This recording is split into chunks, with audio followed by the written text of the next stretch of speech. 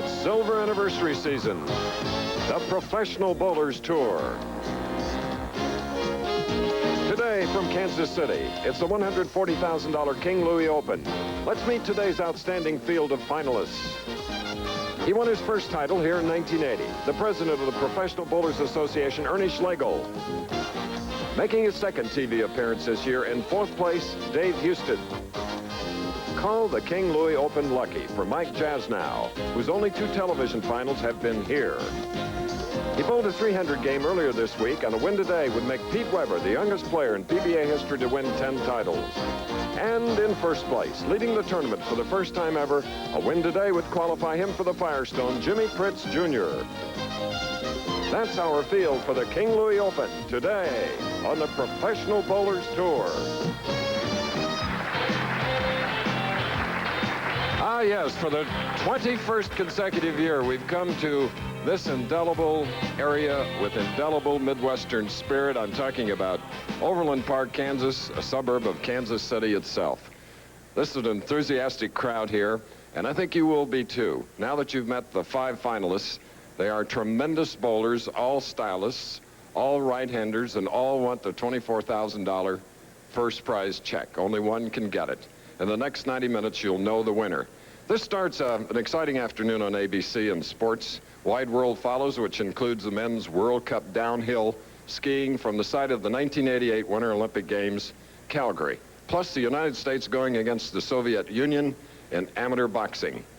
Our professional colleague was great this week. He finished 9th. I'm speaking of Nelson Burton Jr. He is making a step closer to the finals. Won't be long, Bo. Well, you're right, Chris. After 9 weeks, I'm finally bowling myself into shape, and this week I did have a pretty good week. I averaged better than 220 and still just snuck out 9th place. So you can see what kind of scoring we expect today. The lanes have been red hot all week long. As Chris said, there was a 300 bowled by Pete Weber. And obviously, the championship round features 5 top players, but different styles. Ernie Schlegel throws the ball as straight as any of you league bowlers. You'll like him. And, of course, Pete Weber with the big hooks, always exciting. But I think the thing to watch is the King Louie Corporation changed these lanes, this whole building and whole plant, 2 years ago. Now, last year, the players had a lot of trouble adjusting to the lanes. We had a very low-scoring championship round. If you recall, a player won with 2 open frames, finishing the 9th and 10th frames with open, and still won, Mark Baker. Today, that will all change. I expect a lot of strikes. We have a tough field, and Chris, we're ready for action. All right, thank you, Bo, and here we do go at it. Our first match. In the King Louie, there you see David Husted, who will watch the oldest member in the field, Ernie Schlegel, at 43, president of the PBA, shooting first. He won this championship in 1980, defeating, of all people, Nelson Burton Jr. First stroke on the left lane. Leaving the 10 pin.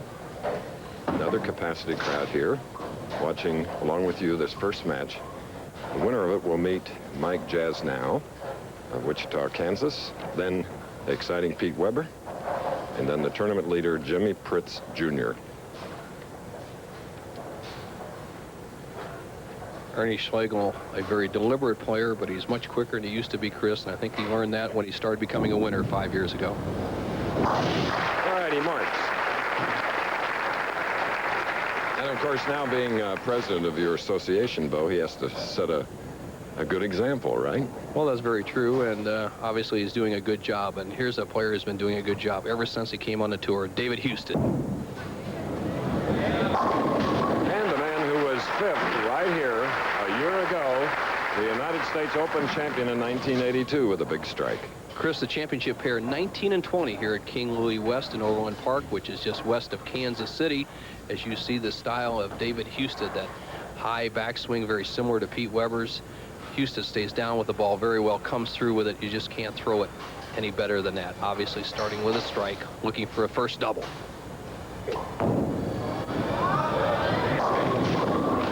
And he left the 7 pin on the left lane. Milwaukee, Oregon is his hometown.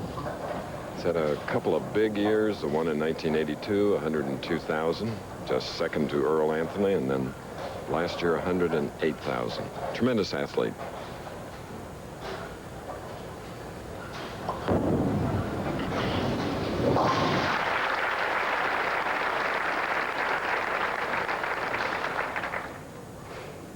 Ernie quickly on the approach, Chris. I think that's something that we all can learn. Some of the league bowlers that are very slow, if they'll just meet the man they follow coming off the approach, you'll always speed up the action. Oh, love that. Did a little twist. 43-year-old Ernie Schlegel. The profile of Ernie Schlegel, 5-step delivery, is learned in the old school. Back when they had lacquer lanes, didn't hook very much. Ernie obviously doesn't throw the big hook, keeps his fingers directly behind the ball, head steady on the target, good uplift and follow through, and obviously a great result. It's an even match through 2 frames.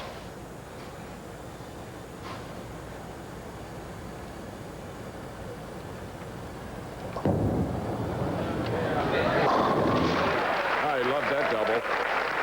And that puts him out there to a 10-pin lead over his opponent, David Husted. 5 titles to his credit. Ernie Schlegel with 4. Here's a replay.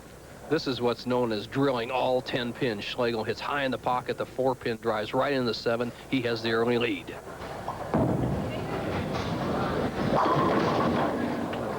High hit, leaving only the 10. David on the championship pair, the thing he has to work with is the left-hand lane breaks quite a bit, lane 19. The right-hand lane, lane 20, is pretty straight, and the players have to play a down and in line, which I would say favors Ernie Schlegel in this match. Once again, he avoids the 4-7-10 split. Easy spare.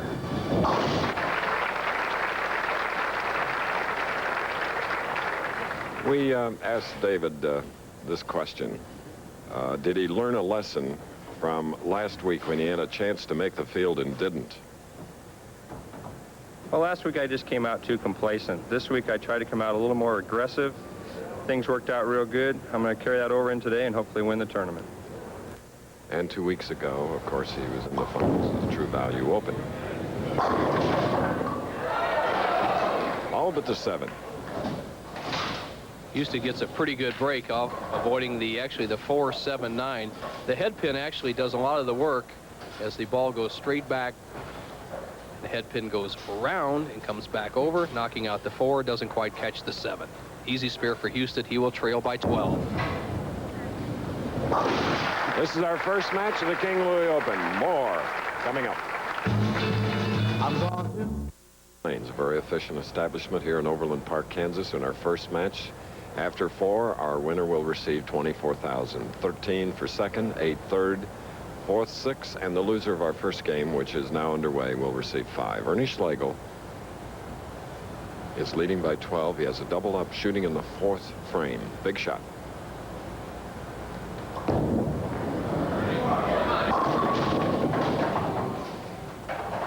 He left the 2-4. Ernie had good accuracy on that shot, but his thumb was over the top of the ball. As we talk about the championship pair, 19 and 20 here at King Louie, 32 lanes. The left-hand lane obviously hooks a lot more. If you've seen a number of shots go up high, the right-hand lane much, much tighter. The ball doesn't finish as much. Actually favors Ernie Schlegel.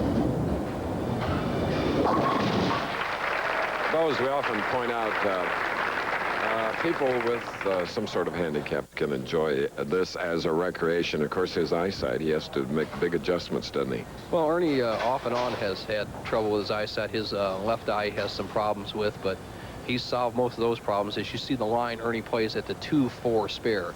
Across the second arrow, getting a good line at the 2-4. Converts it perfectly, leads by 10 pins through 4 frames. All right, come on. And again, it's the 7th. He somewhat happy with that as we look at Kathy, his wife, his manager, his friend, and his big love. Once again, the championship pair, the weights of pins we're using this week are 3-pound 7 and 3-pound 8-ounce pins. That's about the average of what we use on a Pro Bowlers Tour, so we shouldn't see anything much different in the pin action that we've seen in other weeks. Ooh, just got it. That should ease some tension here as Dave Husted is back up, spare working, shooting in the 5th frame, trailing by only 9.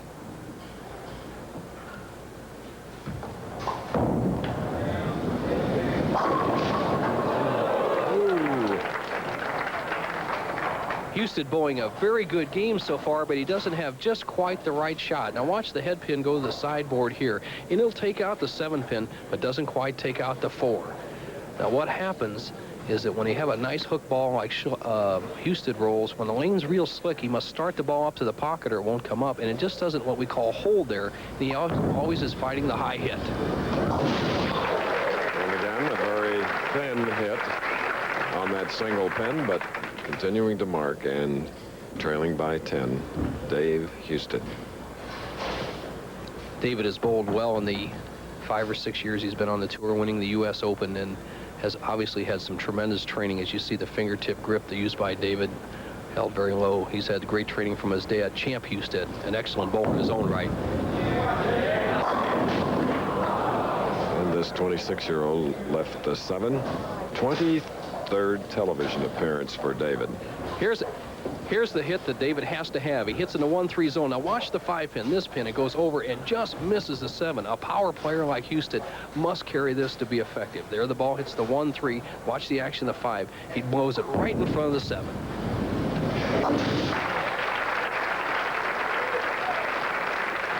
So Schlegel is up, leading by 11 with spare working, shooting in the 6th frame. This establishment has some interesting facts. The winner of the first match in the tournament over the years has won 7 times in 20 years.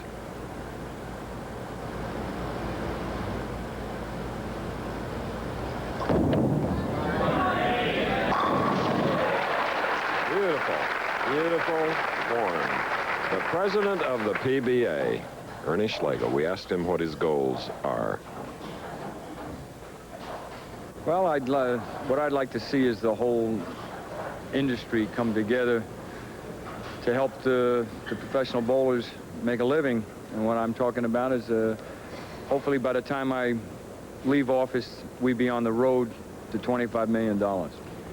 And obviously, Chris, he means $25 million a year. A week wouldn't be too bad, but I feel a lot of people would be changing occupations at that rate. Right. Right now, the PBA is bowling from upwards of $5 to $6 million a year. Not too bad. Big double for Ernie Schlegel. We're in Overland Park, Kansas. We'll be back. You see a discrepancy in the averages between Husted and Schlegel. Husted averaged 239, Schlegel 213 on the championship pair. But Husted, what we said, got him at night. But Well, only his second strike in 7 frames. Chris, I spoke with David earlier, and he liked the lanes when they start hooking quite a bit, and that was in the evening, as most bowling centers start hooking a lot more in the evening. Ernie Schlegel also bowled in the evening. He doesn't like them in the evening, but right now it's early afternoon. I say the lane condition favors Schlegel. Husted needs this strike, though, to cut his lead down to just 11 pins. The man that won twice in 1986, his biggest year ever. This is the path of that last shot. You'll see David Husted right inside the second arrow, about the 11th board, straightens the ball out. A very talented young man, drives the 1-3 rack into the 4 and 7, and he has got some pressure on Schlegel. Now it's up to Schlegel to respond. A good match game bowler. Schlegel needs this strike to retain his 21-pin lead.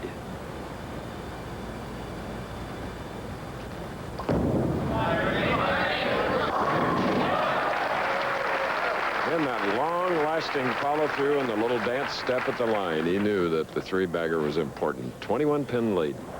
People may ask why a certain style favors a different player. Here you see Schlegel's ball driving the 5-pin, the head pin, the sideboard, taking out the 4-5-7. When lanes are slick and you can't break the ball very much, Schlegel can afford to point the ball right at the head pin. So no matter where he throws it, unless he completely misses, he's going to hit around the pocket. A hook ball player like Husted has to give it room and get plenty on it just to get it back. So Schlegel in the driver's seat can open up a 31-pin lead here in the 9th frame.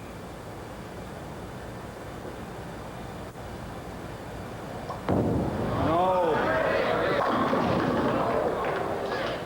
Didn't get the 4-pin.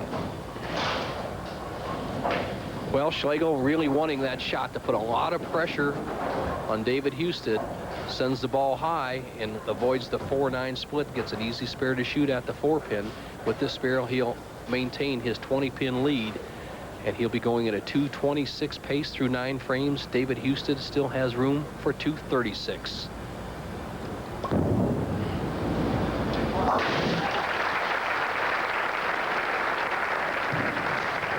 Husted back on. Winner of this game will meet Mike Jasnau, a Wichita State University collegiate bowler, originally from New York State. The biggest frame of the match. A must shot for Husted.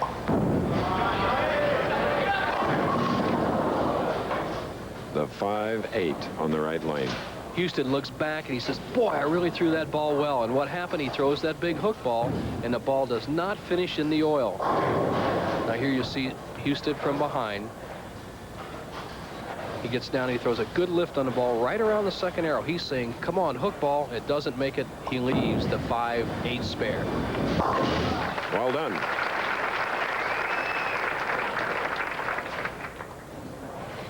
David and his wife, Michelle, expecting their first child in 2 months.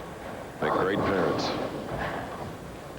The prospects for David Husted to keep going in today's championship round lie in this frame. He must throw 2 strikes to have any chance at winning the match. If he doesn't strike on this ball, Schlegel will be the winner.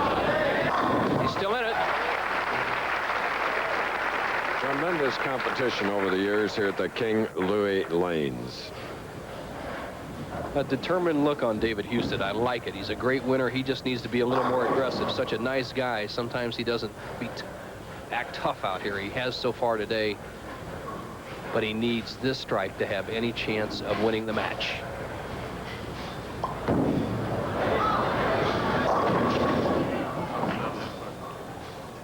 Left to 2-pin on the left lane. Just not to be for David Husted. The head pin goes to the sideboard, and it normally will take out the 2-pin. That's this pin right here in the center.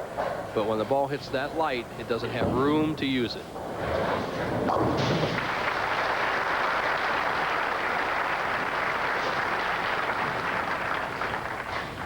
Now Schlegel on the right lane. 10th frame. Spare in the 9th.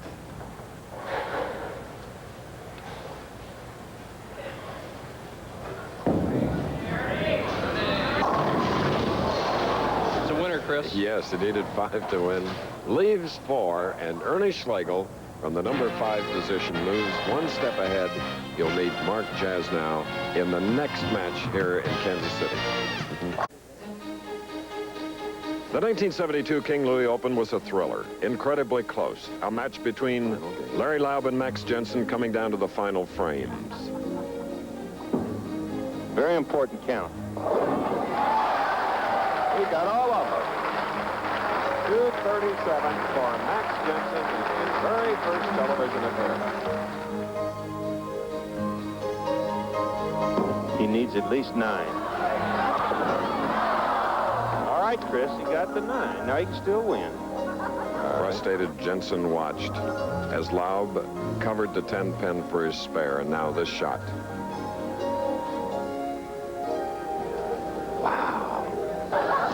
Chris, we talk about emotion. He's drained. If he needs anything more than one standing, Max Jensen is the winner. Max is not even looking. Turns away from the lanes. He rolled it good, Chris. A clutch performance by Larry Laub, defeating Max Jensen 238 to 237.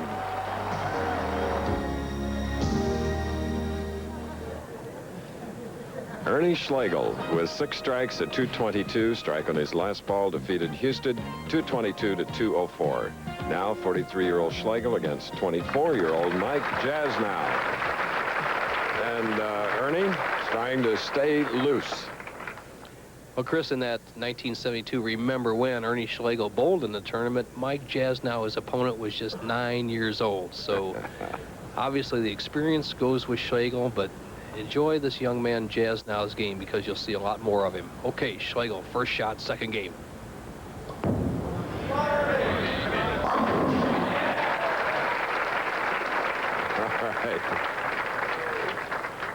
And there is a replay. You see the line of Schlegel playing out around the first arrow. Remember, David Husted was playing around the second arrow to accommodate that big hook he rolls. Schlegel has the perfect angle. Now here's Jasnau. Throws the medium-sized hook. He'll play right in between.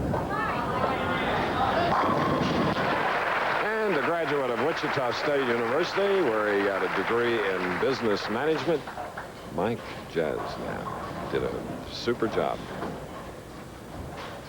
Watch the action of the 6-pin right here on the right-hand part of your screen as it just bumps out the 10-pin. That's the power of Jasnau. He has a fine blend of accuracy with medium hook and good wrist action for power. Let's see how he handles this left-hand lane that gave Husted so much trouble.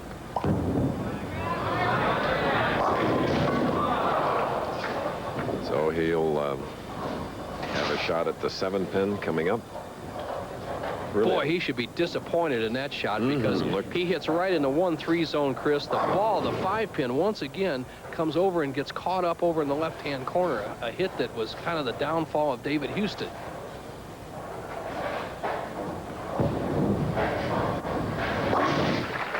Mike Jasnau, who finished 4th here in the King Louie Championship just a year ago. And here is the 1980 winner of this event. Previous winners repeat here. Mark Roth has won it 3 times. George Pappas and Don Janello twice each. So with one, this is a 43-year-old that would like to make it 2.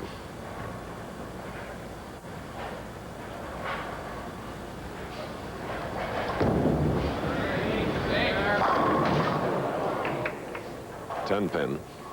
If Schlegel can carry that hit, and he thought he might carry it, he would be almost unstoppable because he pulled that ball slightly. Now watch the action of the 6-pin. Now it'll be elevated up and over the 10-pin. Players have a legitimate complaint, you league bowlers, when you leave one like that.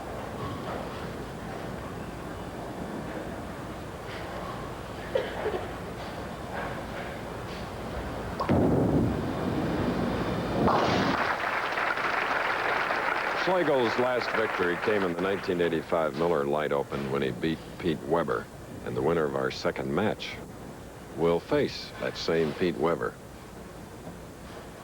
And that was one of those matches in the beginning of the Miller Lite Slam where if Pete Weber had won that Miller Lite tournament, he would have had a chance at $1 million. Ernie never gave him a chance as he digs his fingers into those finger holes, fingertip grip. He uses those white grippers and thumb grip that he is so popular with. Match is all even, 3rd frame.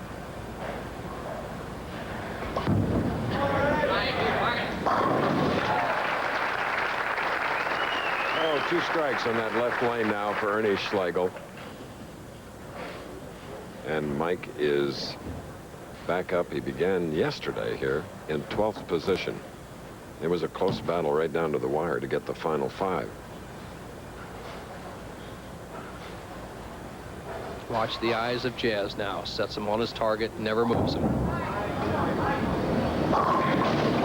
Oh, a high hit. 9 went, and so did the 3. Well, he got a good break there because as you see Jasnau's style, he takes what we call a 4.5-step delivery. Good push away. And does not quite stay down with this shot. He gets down low here and then starts raising up with that right arm a little early. See the elbow bend, and he leaves the 3, 6, 9, 10. And what had happened is the machine knocked over the 3-pin. The 9-pin fell out, and right now we're waiting for someone from the machine area to reset the 3-pin. So he'll have the 3, 6, 10 to shoot. All right.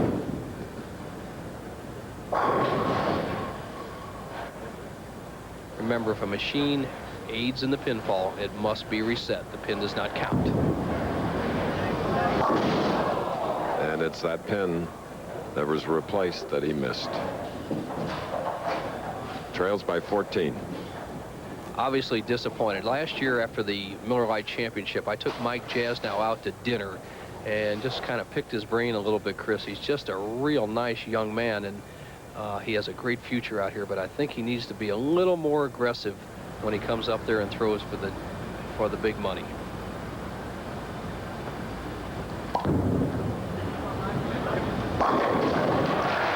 No his sister, Jacqueline DiBiase.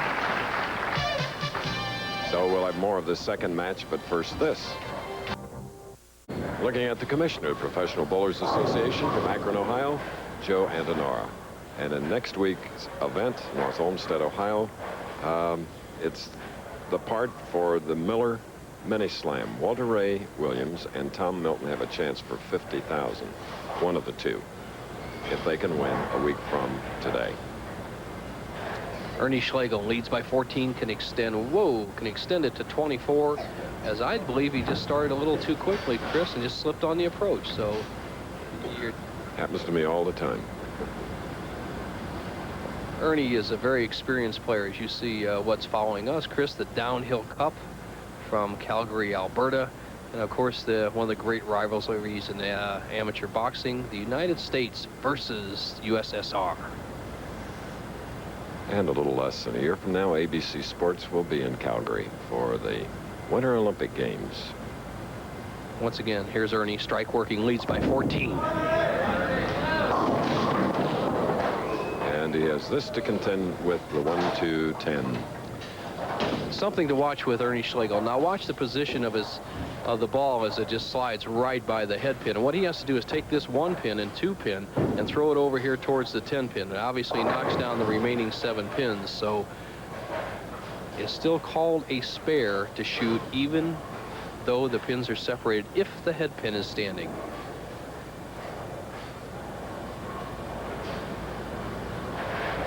Very deliberate player. Schlegel has slowed down even more. Could be hurting his game.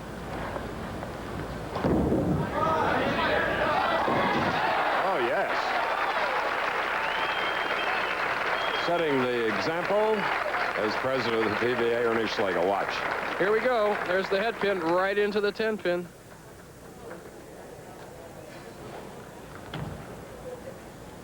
He knows it when it leaves his hand. Perfect. Renewed adrenaline. You can count on it flowing in this 43-year-old after that stroke. Whew. Every shot that Schlegel has had off the mark so far today has been because he tries to hook the ball. His mind says turn the ball over. He turns it too quickly and it slides by the head pin. Let's see what happens on this shot.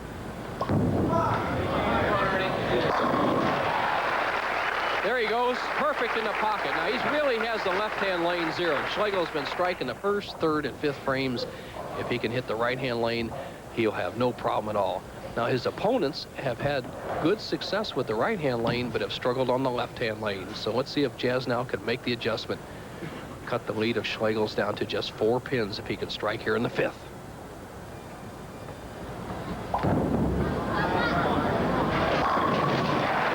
Game is on. Our second match. Mike Jasnau, college graduate. We asked how his college background influenced him. I was offered a partial scholarship to Wichita State, and that enabled me to bowl competitively in college, which made me ready for the PBA tour and also gave me a good chance to get a good education. And Chris, a lot of the Wichita State students were down here rooting Mike on during the week, and some of them in the stands today. Here's a strike for the lead. And the 2-time All-American at Wichita State leaves the 10 pin on the left lane. Obviously, he's going high on the head pin. He avoids any type of split as he what we call mushes the pins or pushes them back. He almost knocks the 10 pin out. But the story continues. The opponents of Ernie Schlegel, who throw the big hook ball, cannot strike on the left-hand lane. Winner of this game will meet colorful Pete Weber, and then Jimmie Pritts, the tournament leader. Now for Schlegel to really dominate his opponents, he has to hit the right-hand lane. What he must do is not play the same type of shot he plays on the left-hand lane. He must just roll it very smoothly at the foul line, not try to hook it. Let the speed, let the ball roll up to the pocket. Let's see what he does.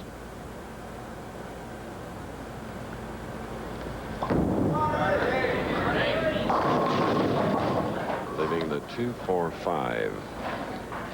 Schlegel looking at his thumb, and he tops the ball. He's losing it on the side of his hand. You see the trajectory of Schlegel much farther out than the other players that are his opponents. He's out around the first arrow trying to get angled towards the pocket. But if Schlegel just let the ball roll from that position instead of trying to hook the ball up in the pocket, he'll be in great shape. Now he must convert this spare to maintain his lead. Oh, great shot. An open frame for Ernie Schlegel. Uncharacteristic of Ernie, as you see the ball slide by the 2, 4, and 5 pins, leaving the 4 pin. He has given a tremendous opening, and he just says, "Oh, Ernie, I can't believe you did that." Now watch to see if he keeps his hand behind the ball. All right, here's a good shot. Now, if he keeps his hand behind the ball, it'll roll up solid. If he doesn't, he'll have another errant shot. Much better there. Catherine, his wife, flew all night to get here and cheer her husband on. Ernie, who has been a steady player on the tour for going on almost 20 years now, except for a few times, and one of them was right here in this area where he broke his foot working on his motorhome, Chris. Put him out for a little while, but he recovered from that. All right. Only 7 pins separating these two professionals. In the lead, Jasnau. Kansas City. Next week, North Olmsted, Ohio, followed by the PBA National Championship in Toledo. Down to see Mike Ducat and the boys there at Imperial Lanes in Toledo. And Ernie Schlegel is up here in the 8th frame. While we were away, Jasnau struck in the 7th and 8th frames. He now has a 17-pin lead. Ernie's back is to the wall. All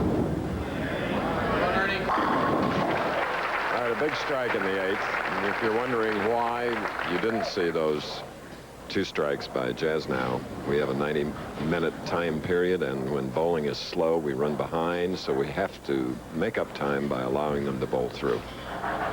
And you don't take many shots when you throw it as well as Schlegel just threw that last shot. He struck in the 8th frame right now.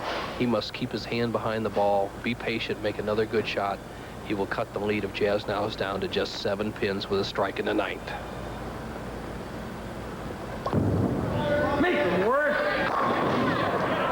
He begged for that one at the line, but the 7-pin. Ernie made the obvious adjustment for the 4-pin. He threw the ball a little bit harder. He thought it would just work right in there. The ball drives through the 1, 3, hits the 5, but he doesn't have quite the power to get that 5 over into the 7-pin. He must convert this spare to have any chance to win the match.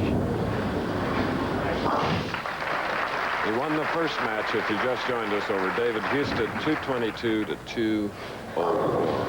6 strikes en route to that win.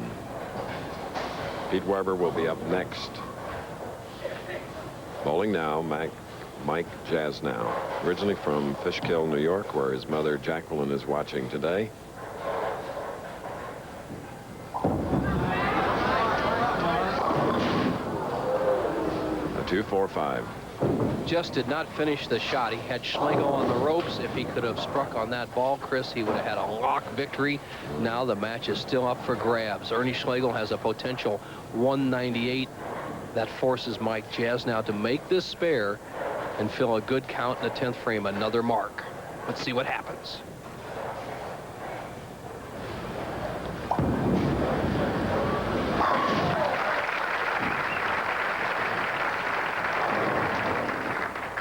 Hear the pin fall coming when our 2 competitors aren't bowling. It's the practicing of Pete Weber next up, and then the tournament leader, Jimmie Pritts. Jasnau must mark here in the 10th frame to lock up the match. He needs to fill 17 pins on the 2 balls. In other words, 7 on the first ball, and a strike would do the trick to shut out Schlegel.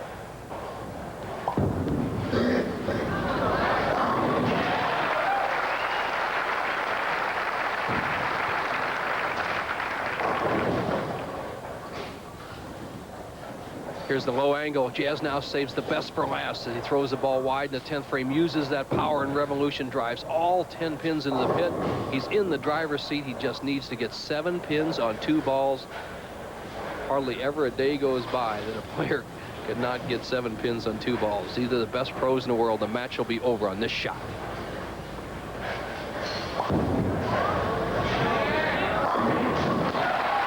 Sure way to do it as Mike Jasnau eliminates Ernie Schlegel in our second match. We'll give you that final score when we return, but first, this message. Weber next. Professional Bowlers Tour Tip of the Week. Nelson continues his series on practice, concentrating today on accuracy. Watch and listen.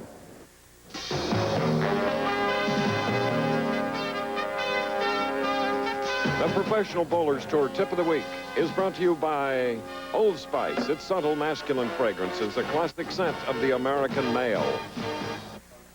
Today's tip, our second in a 4-part series on practice, involves accuracy. Whether it's bowling, baseball, golf, tennis, if you play it with a ball, accuracy is at a premium. Today I'm going to show you a little tip that all the pros use to improve their arm swing, to improve their control of the ball, and improve their touch with a bowling ball. And it's very simply this.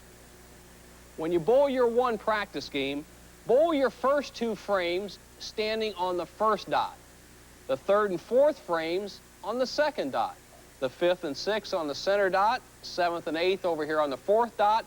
And finally, the 9th and 10th frames of your practice game on the last dot. I'll show you how this works. On my first frame, I threw the ball down there standing on the first dot, and I left the 6-10 spare. Now, normally, I would move to the left side of the lane, go across the lane over the 3rd arrow to convert to 6-10. But in our practice game here, I must remain on the first dot to convert that 6-10. That makes me throw it down the outside line and throw a nice, straight, simple, accurate shot. Watch this.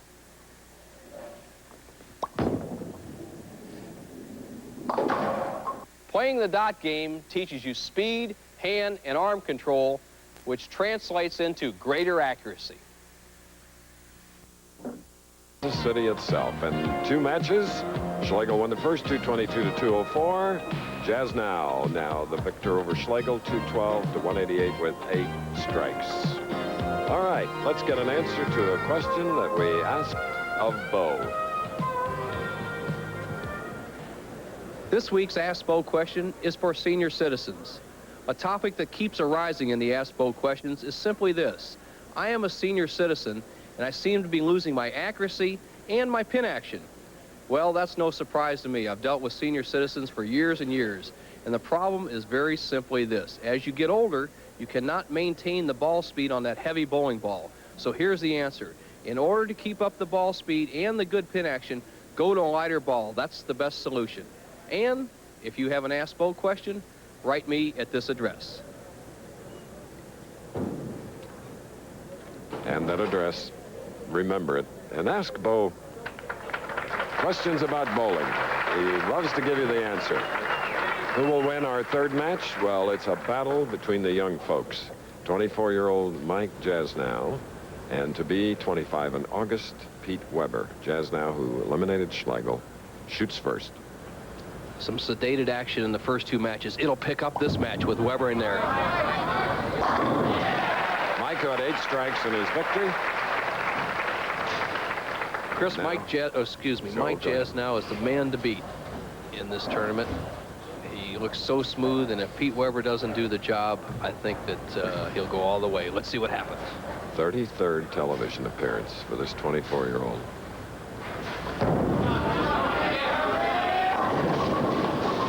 Didn't come up all the way, leaving the 2-pin. As we set up the championship pair, remember with David Husted, when you send the ball wide on the right-hand lane, you can't hardly get it back. Once again, Pete Weber with that high profile sends it wide, and he leaves the 2-pin. He converts it. Pete Weber has finished twice second this year. So he's looking for that first win. He is 3 on the money list, $76,075, thanks to a 2nd place check in our first tournament of the year of $55,000.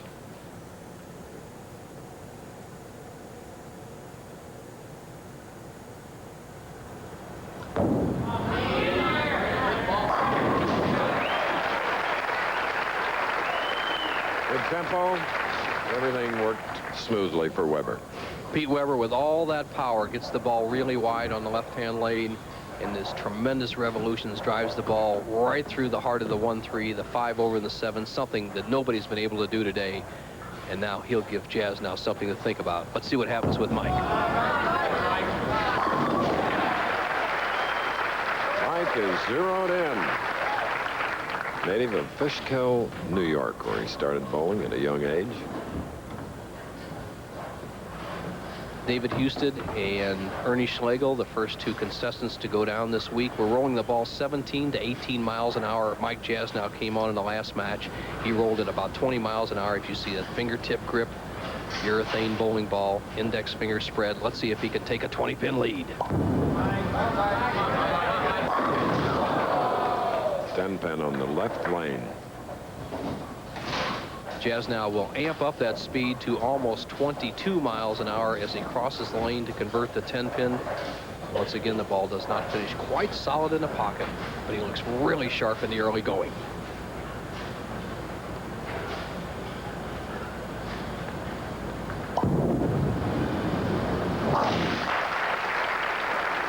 A double and a spare for Jasnau. A spare and a strike for Weber, who's up shooting in the third frame now. Take a 1-pin lead with a strike here.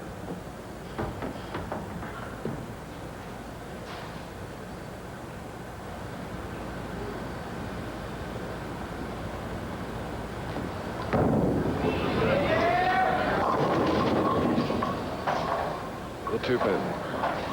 This is the key lane for Pete Weber. With that big hook, he sends it wide on the right-hand lane that doesn't finish quite as much, and no matter how much turn or power he puts on it, it doesn't quite get the job done, and once again, he leaves the 2-pin. We asked Pete earlier why he has dropped out of a few tournaments recently. Well, I've had a lot of wrist problems this year. In LA, I had to withdraw from the finals because my wrist hurt so bad. And then I had to withdraw again in Peoria. But I've seen a doctor, and I'm getting electrical impulse treatments on it, and I'm back, and I'm ready to go. He's ready now on the left lane, way to the right of center.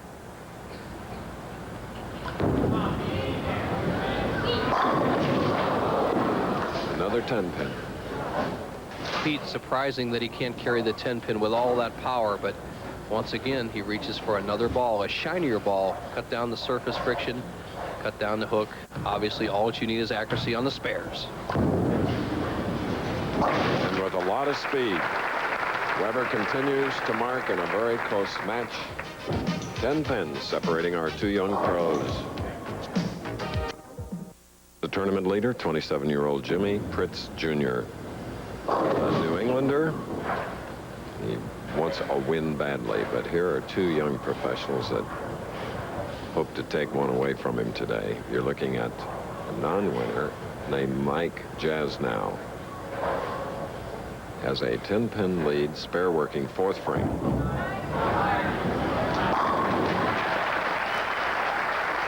Three strikes and 4 frames for Mike.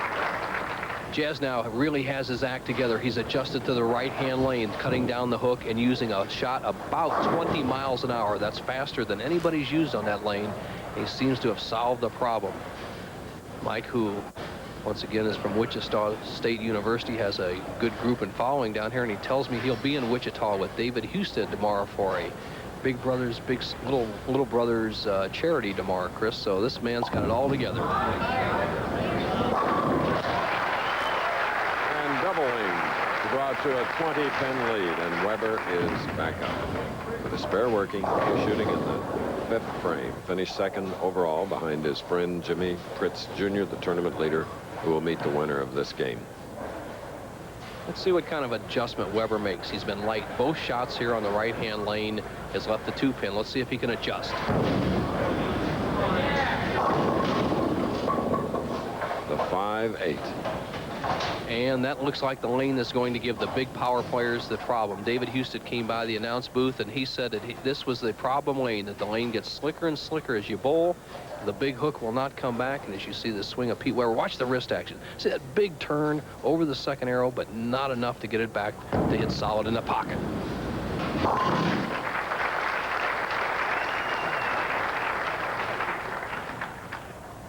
Now, one of the dangers of a player who is lost on a lane, he may lose the left-hand lane also. Pete, although very young, extremely experienced. It's so important. His wife Dee Dee looks on to keep tuned in here on the left-hand lane in case he hits the right-hand lane.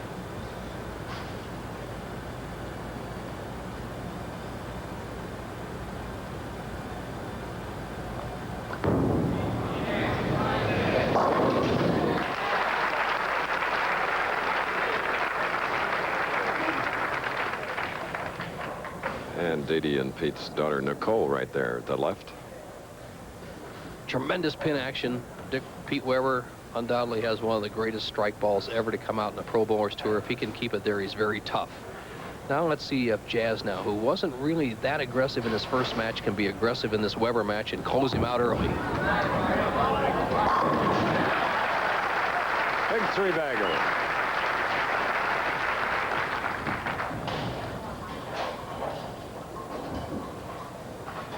Jasnau, 32-pin lead, has every ball in the pocket. Strikes in the first and second frames, 10-pin in the third, has put together 3 more strikes. Chris, he's the only one who's been able to figure out the pair so far.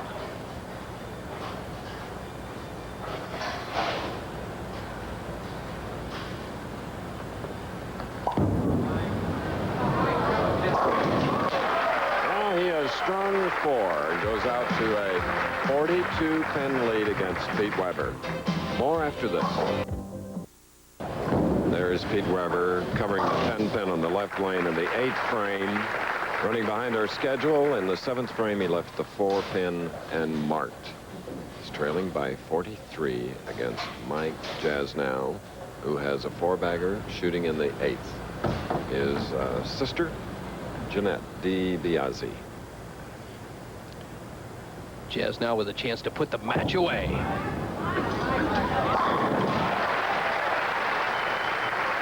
Happy sister, and of course,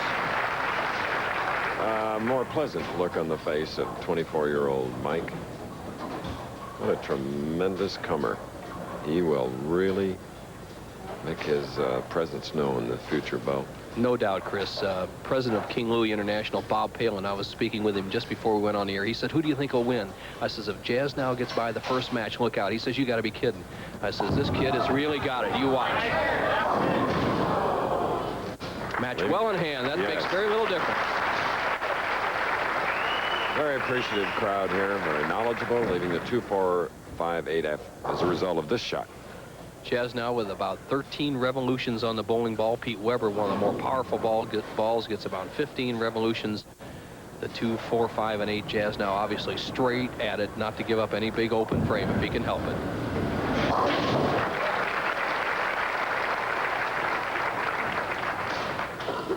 So Pete back up now, shooting in the 9th frame of our 3rd game. The first for Pete, the second for Jasnau.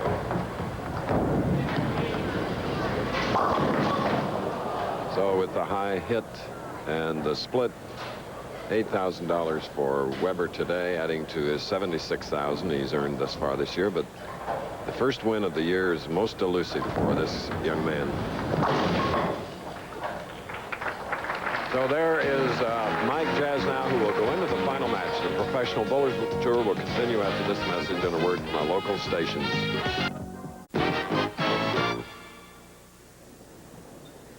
Mike Jasnau looking for his first victory in his young pro career with 10 strikes at 255. Pete Weber's 180. It'll be Jasnau and Jimmie Pritts. 128 started here earlier in the week, and here are other finishers. Some of the top finishers this week, the U.S. Open champion Del Ballard. Butch Soper right up there. Kent Wagner, a late charge. I snuck a little check in. Malacosta bowling great again. Gil Sliker, sharp. He was in the Miller's final. Berardi's up there. Shortcut Sam Zurich. Amleto Monicelli. All the women love him. Ray Perez, Tommy Baker every week. Brad Bowling, what a great bowling name. The $100,000 300-man McCordy. McGavro moved up one more spot. Tony Westlake, Todd Worrell, Robert Well, Womack, and some of the other finishes in the top 24. And with me is the wife of our tournament leader, Joanne Pritts. Joanne, your husband wasn't even going to bowl this tournament. No, he got pretty aggravated last week. He's been bowling pretty well, and but his night blocks have been pretty bad. So he shot under again, and he called Harry Golden and withdrew. But I talked to him, and I told him, last week, you know, he couldn't judge on that, seeing what was a split house, to hold on and see what happened, and he ended up cashing on Thursday. So, you know, he felt a little better about it, so I convinced him to come. A win here would put him back in the Firestone. Obviously, you have to know if he feels confident. How's he feel going into today's match? Pretty good. Well, he told me he was going to retire. I think he'll go by the wayside if he wins the tournament today, and good luck, Joanne. Chris, the final match, it's going to be a very tough one. Okay, and two professionals going for $37,000, $24,000 to the winner, $13,000 to the runner-up. Mike Jasnau has 2 victories. He will shoot first, going against Jimmie Pritts, recently celebrating his 28th birthday, where Jasnau is 24, looking for his first win as a professional.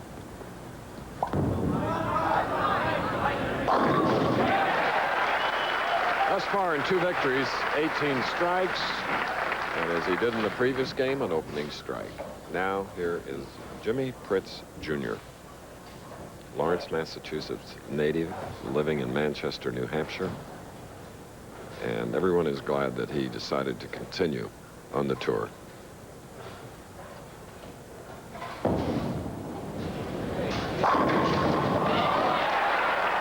yes. What a great shot, Chris, on that one. Now watch the action of the head pin. It'll hit with the ball. It'll go all the way to the sideboard and come back across and take out the 10. Watch the action of Jimmie Pritts. There it goes. Bye-bye, head pin. No, there's still some power left in it. Stays in play. He's in the match. Young man that led 5 of the rounds here. 5'8", 180 pounds. I hit on that left lane, 3-6. The man with a very short approach. Well, he rocks to get the weight back on the back feet, gets a good rhythm, 5-step delivery, shoulder high backswing, good deep knee bend, long slide, releases that ball on the slide with just a medium amount of hook.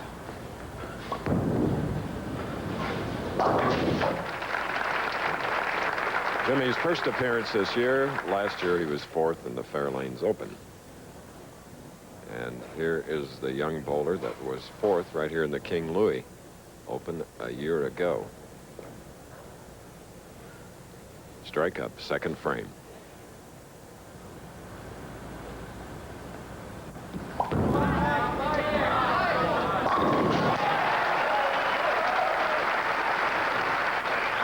Consistency. Jasnau out to a quick start. As you see, a 42-game tournament, 18 games in the qualifying round. Tommy Baker, who made the top 20 for the early leader after 6. Pritts took over the lead and has just dominated this tournament. In fact, at one time, he had almost a 300-pin lead. Weber closed down some of that gap, but Pritts obviously ended up number 1. 3 in a row. Let's get a low-angle replay. We talked about 12 or 13. That's 5, 6, 7, 8, 9, 10, 11, 12, 13, 14, 15. When you get that kind of revolution on a bowling ball, those pins have no chance to stand. Pritts under the gun in the early going.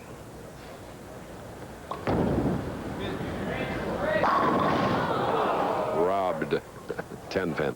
No doubt, Chris. Solid 10-pin. Pritts has the line on the right-hand lane. This is the lane that was the undoing of the cranker players such as Husted and Weber.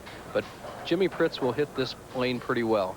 Ball solid in the pocket. Just gets an unfortunate break, as you said, the solid 10.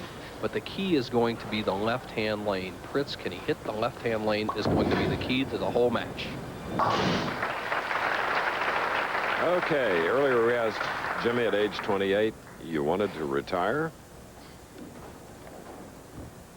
Well, last year I had a tough year, and this year started out being a tough year until this week. And I have a wife and 2 kids, and I had to seriously think about their future. And if I couldn't support them out here, then I had to go home and get a job. And I thought that way, and my wife talked me into trying it 1 more or 2 more weeks, and I thank God that she did, because here I am leading the tournament this week. But he needs more luck here today, leaving the 7-pin. Joanne and their daughter, Amy. And I'm sure it disappointed Jimmie Pritts. He makes the adjustment on the left-hand lane, hits the ball in the 1-3 zone, drives that 5-pin over into the 4-7 area. We've seen that 3 or 4 times today. Nobody has ever been able to carry it consistently except Jasnau. Okay, the championship match is underway. Jasnau leading by 22.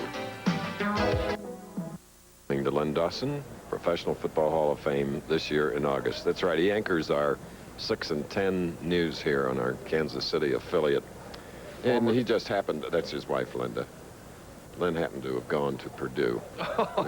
All the smart ones go there, huh, Chris? Well, the good quarterbacks do, anyway. He was great. Now, here's Jasnau, 22-pin lead, 3 strikes in a row, 4th frame. This man has a 4-bagger. 22 strikes thus far for Mike Jasnau. Mike Jasnau with that bright red bowling ball that doesn't look the same as everybody else's bowling ball going down there. It turns white and red, but as the ball begins to go into a full roll, it drives all 10 pins in the pit. The pins are colorblind, and obviously they're reacting very well to this ball. 32-pin lead, 4 strikes in a row, championship match.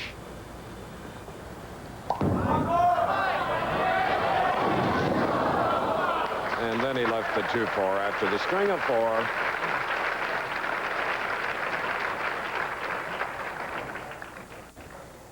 Jasnau coming in light after 4 strikes in a row, leaves a 2-4 spare. Fairly simple to convert. There's only one person that can beat Mike Jasnau in this match, and that's himself. If he keeps his hand underneath the ball, doesn't try to spin it too much, he's going to be almost impossible to beat. Okay, back up Jimmie Pritts. Named by his father for the baseball great Jimmie Foxx. So his name is Jimmie Foxx Pritts Jr. And Jimmie Foxx Pritts needs to hit a few home runs with a bowling ball right now. He trails by 30. There's one. This shot will tell a lot about the match. I don't believe that Jimmie Pritts has as good a shot or trajectory of the pocket as you look at our top 5 money winners for the '87 season through 2 months. Walter Ray Williams, 50,000, rods out the top 5. And going back, you can see Randy Lightfoot, who's had a good year so far, and some of the other top players. What I'm saying is that Pritts does not have quite as good a shot to the pocket as Jasnau, so he must be perfect on this left-hand lane. This is an important shot right here.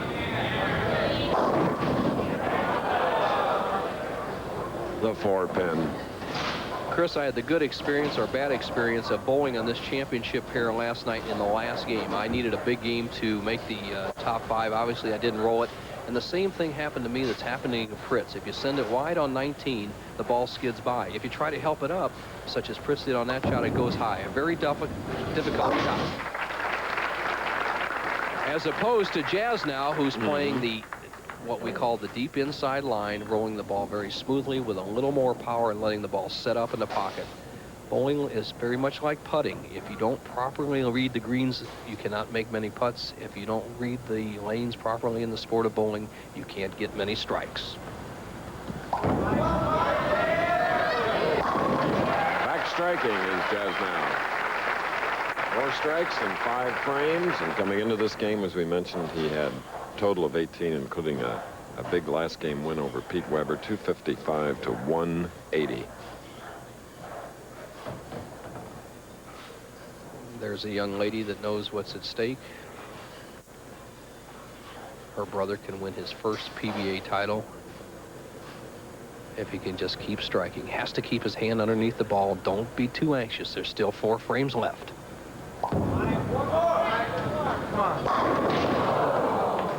And he left a 10-pin. Little body English from the part of his sister as well. You know, both Mike and Jeanette lost their father last year, so Mom is watching at home, and a win here today would certainly help her spirits. You're right about that, Chris, as you see him leave a solid 10. Disappointed. Part of the game. Just don't let this spare get away.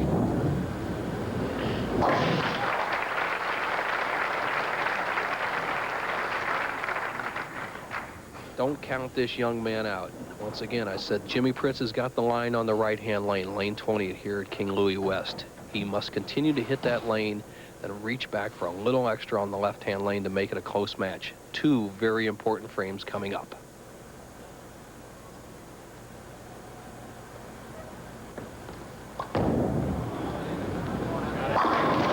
Seventh frame strike for Jimmie Pritts, whose traveling buddy, Bob Hanley, will be knocked out of the Firestone today.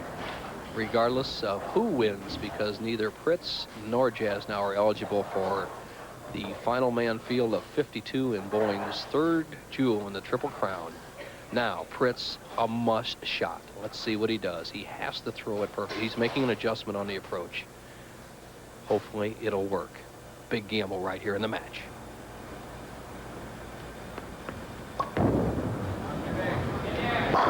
He's back in it. Did a deep bow to the ball and to the pins. No doubt about it. Jimmie Pritts with what we call just a tweener type ball. Not the big hook, not the straight shot. A nice, smooth, even roll. He makes the adjustment, gets a strike. And you know what? Mike Jasnau, his opponent, knows also that Pritts has the line now. Let's see if that affects him in any way.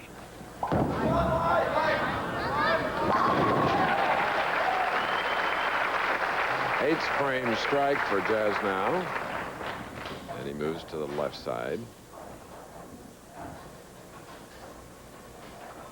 Let's see what happens now. Remember, we said if Jasnau keeps his hand underneath the ball, doesn't try to force the hook and top it, he'll keep the ball in the pocket. He's kept his speed around 20 miles an hour. He's kept his accuracy around the second arrow real well, but this is the biggest shot of his career.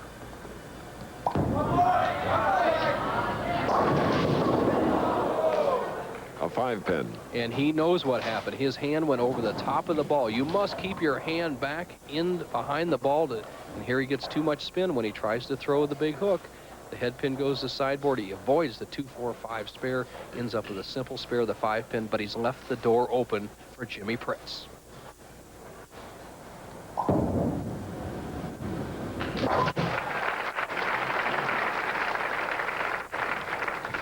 Now Pritts with that double shooting in the 9th frame.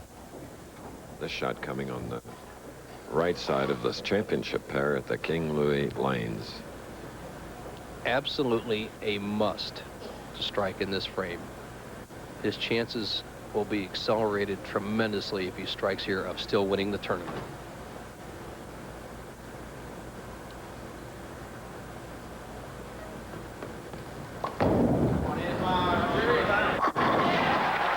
Boy, has he found the line.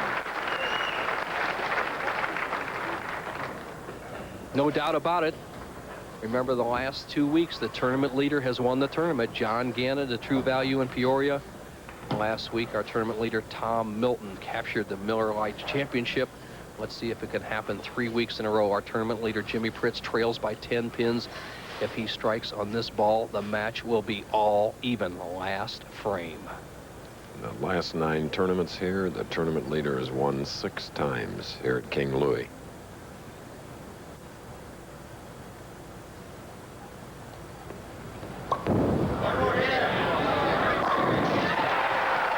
Closing performance by Jimmie Pritts, the tournament leader. We are even, level. Chris, something that has never happened since I've sat next to you in the announce booth for 13 years is a tie in the championship match. Right now, we have a possible tie.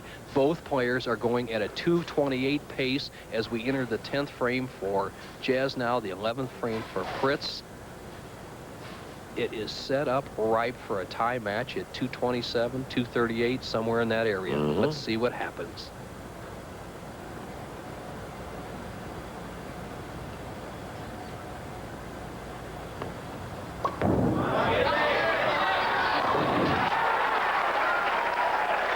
Imagine that. He has strung 5. You'll wonder why you need experience in sports. This man's been out here on the Professional Bowlers Tour for 5 years. He struggled through 6 frames, could not even come close on the left-hand lane, maintained his composure on the right-hand lane, made the adjustment on the left-hand lane in the 8th frame, and now he's in a position to at least lock himself into a tie in regulation. What a comeback. His wife, Joanne.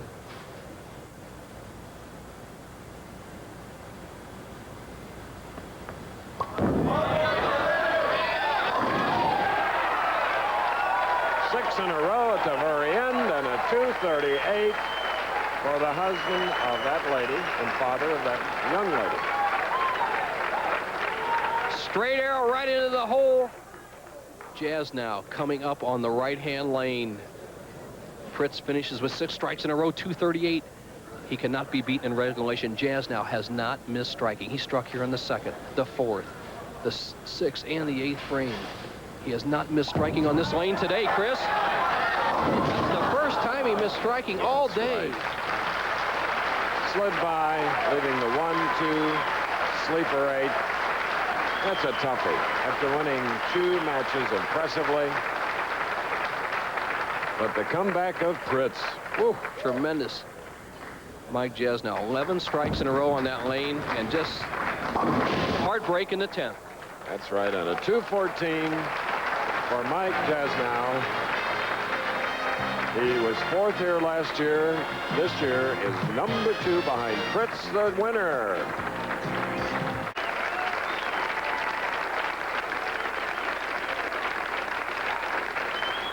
They love you here in Overland Park, Kansas. Give me 5. That's young Jimmie, the 3rd. Congratulations. Thank you very much, Chris. He was tough. He shot 255 the game before. I was nervous because I knew he was going to pressure me all the way. Luckily, I was up to it. And of course, Jimmie was speaking of Mike Jasnau, Wichita State grad, who's with Bo right now. Thank you, Chris. A man who had just a tremendous day. Mike, I guess you bowled so well in the first game, and then looked like you had Jimmie Pritts kind of on the ropes, and then you left a solid 10th in the 7th frame, which would have really put him almost a knockout punch. And then you came up in the 10th frame. He really caught you from behind, I'm sure unexpected to you. What was going through your mind? I was just going out and trying to make good shots. The last shot kind of fell off my hand. I really wanted the one on the 9th because I thought that would really put him up against the wall, and kind of threw it a little too hard, didn't get the 5 out. You're not married, are you? No, not yet. Well, you know how those married guys are when they got 2 little mouths to feed and a wife right next to him. You can never count them out. So, Chris, I'm sure he'll be back. Mike Jasnau learned a lesson. He bowled great, but we have a great champion, Jimmie Pritts. And you know, the wife and mom of Amy and Jimmie had a lot to do with you. You have to be some kind of salesperson. Yeah, well, he was just, like I said before, he was pretty aggravated with the way his night blocks have been going. Last week was his high night block with 35 under, and then this week he took care of that with the 213 and a 280 over his 2 night blocks. Bob Palin, president of King Louie International, has a beautiful trophy and a check. Bob? Jimmie, you bowled great all week, and we're pleased to have you as the 1987 King Louie Open. This trophy is for you, and the first place check is for Joanne. Congratulations. And of course, Jimmie, your traveling partner, Bob Handley, is out of the Firestone, and you are back in.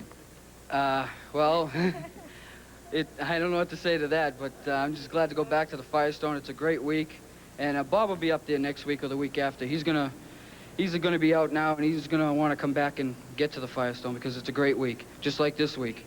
King Louie has been a great sponsor, and I just hope they keep on sponsoring tournaments. Tell me, you going to stay out on the tour? Most definitely now. Okay. The winner, Jimmie Pritts, with his wife, Joanne, Jimmie, and Amy. Coming up next on ABC's Wide World of Sports, it'll be hosted from Calgary, Canada. And, of course, from Calgary, Canada, it'll be sort of a prelude to the 1988 Winter Olympic Games because it'll be the Men's World Cup downhill and the last of the season. Plus, you'll see the United States going against the Soviet Union in amateur boxing. All this on ABC's Wide World of Sports. This has been a presentation of ABC Sports, and once again, the winner is Jimmie Pritts Jr. with a big 238 to Mike Jasnau 214. The Professional Bowlers Tour was produced by Carol Letty, directed by Doug Wilson. The technical director, Les Weiss, associate director, David Kiviat, our technical director, Bill Freiberger, unit manager, Chris DeLauro, assistant to the producer, Capri McCluster. It's goodbye from Overland Park, Kansas. See you next week.